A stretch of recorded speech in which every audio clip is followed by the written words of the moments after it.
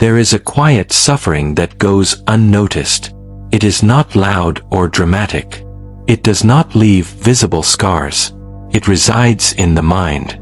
In the moments when the world is asleep, but thoughts are awake. In the lingering silence of a bedroom, a heart beating, a mind racing. It is the feeling that perhaps you are not enough. That you are failing in ways no one sees. That you are moving through life like a shadow, while others move forward with clarity and purpose. That your potential will pass you by, unnoticed, unfulfilled. This was the life of a man named Elias. Elias was neither extraordinary nor weak. He was, by every measure, ordinary. Yet he carried the weight of doubt, fear, and hesitation as though it were his destiny. He lived in a modest apartment in a city that never paused, a place filled with ambition and noise, yet somehow silent around him. Each day began with hesitation. He would wake to the harsh beep of his alarm, a sound that should signal action, but instead summoned dread.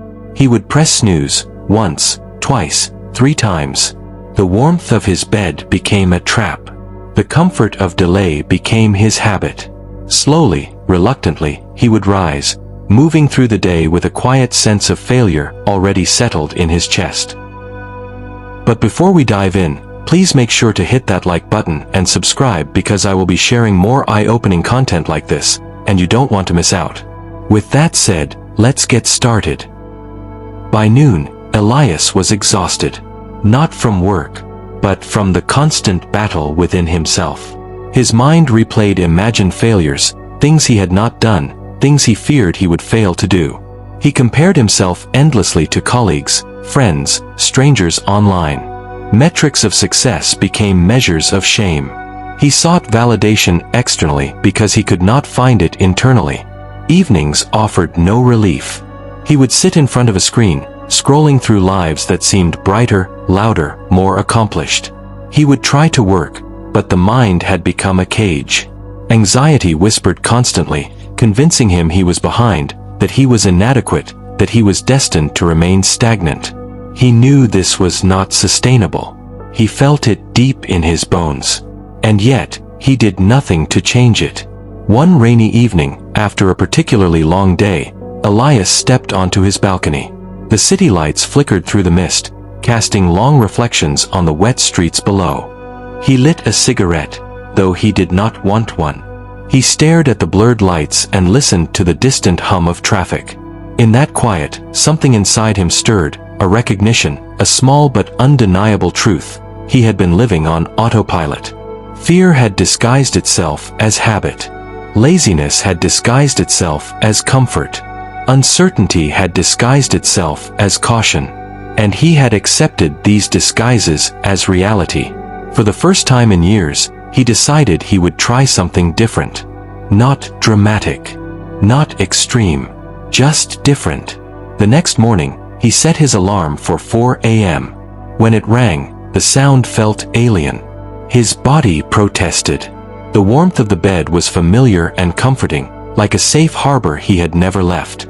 Yet something deeper, an internal voice, quiet, resolute, pushed him to rise. He got up. The house was dark. The streets outside were empty. The city seemed paused. And in that pause, he found something he had not felt in years: clarity. He walked through the silent streets. The air was cold but sharp, filling his lungs, clearing the fog in his mind. He noticed how small worries, exaggerated by the day, seemed insignificant now. Fear had no voice in the quiet. Anxiety was diminished. Doubt became a shadow he could observe without surrendering to it. When he returned home, he made himself a cup of black coffee and sat in silence. 4 hours, he simply existed. Not reacting, not chasing, not fearing. Just observing. And in the stillness, he remembered a line from Marcus Aurelius. You have power over your mind, not outside events. Realize this, and you will find strength. The words struck him with gentle force.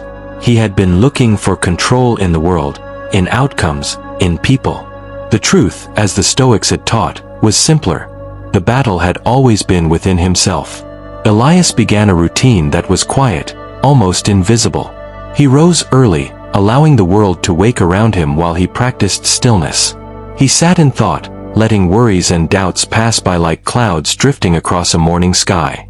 He wrote down a single goal each day, small and purposeful, enough to anchor him to meaningful action. He welcomed discomfort intentionally, allowing cold water from the shower to remind him that endurance is strength. Then he approached his work without hurry, without distraction, with full attention to the task at hand. The first week was brutal. His body resisted the early hours.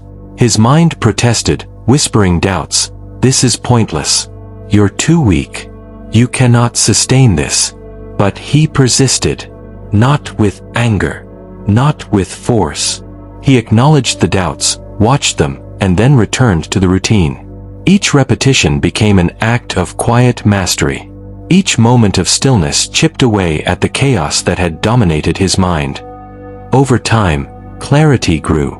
Anxiety loosened. Tasks were completed not because he was motivated, but because he had trained himself to act regardless. Motivation is unreliable. Discipline is steady. The repeated practice of rising early, sitting quietly, observing his mind, and taking small, meaningful actions became a silent revolution in his life.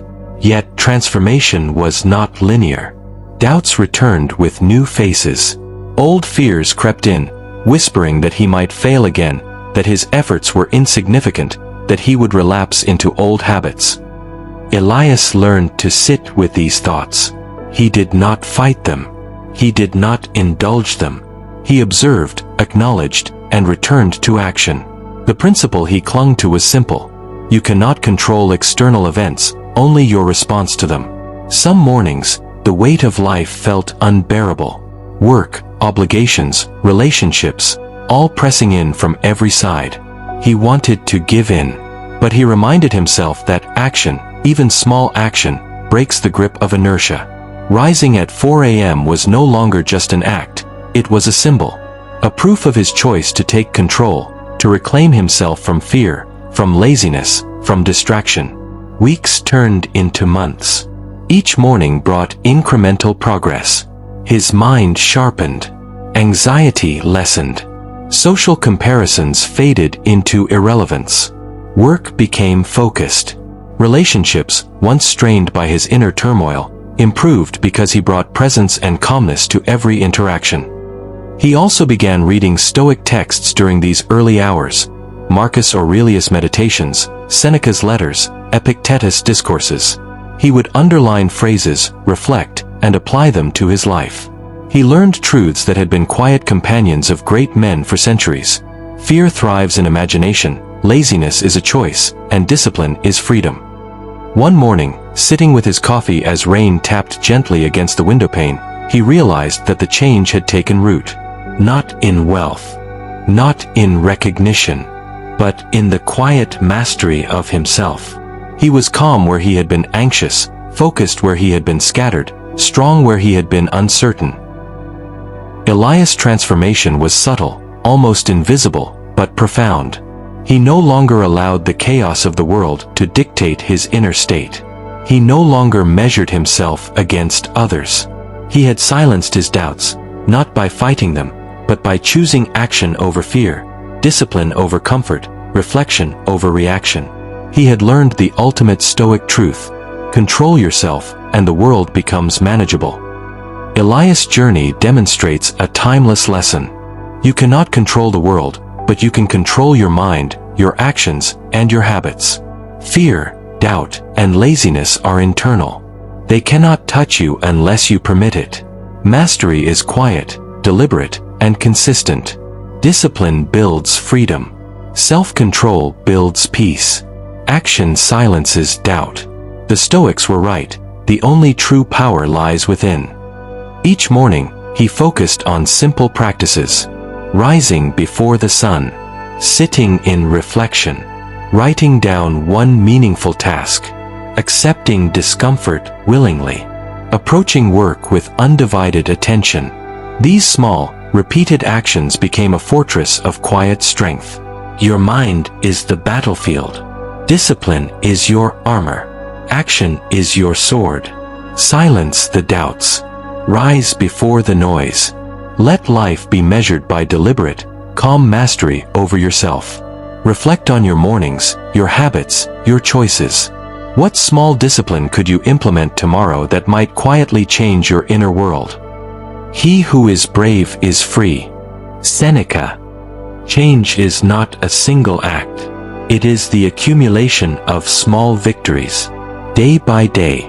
Morning by morning. If this story brought clarity, take a moment to like, comment, and subscribe.